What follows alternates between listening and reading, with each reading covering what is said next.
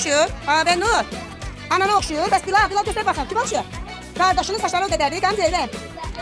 Kimə? Olsun. Anana. Baxın dedim anana oxşuyur. Sama. Kimə? Anana. Və Səidi kim oxşuyur? Kimə? Dayına və o gözünə baxın. Kim oxşuyur? Nə. Və Zəhranı kim oxşuyur? Anana baxın özünə. Tərsinə tutmuşsa otur. Oy, və sənin Zeynə, səni. Nə. Leylan'a baxın.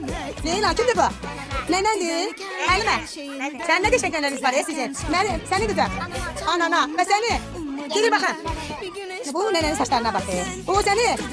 O bir şey yoxdur bir gözü var. Canan. Anana. Səssiz olaq. Kim oxşuyur?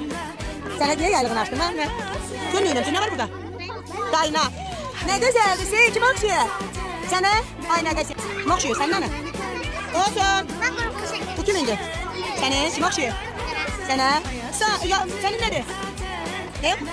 Anana. Öncə kim oxşuyur? Nə. Yavuz. Kim oxşuyur? Yavuz baxın. Gözlərinə bax. Nənən belədir. İslam. Səni kimə? Kimə?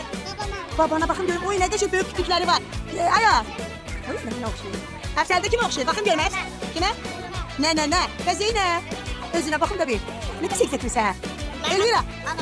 Anana oxşuyur. Ay amma gözlərinə baxın. Nə gözəl. Benim madem yollar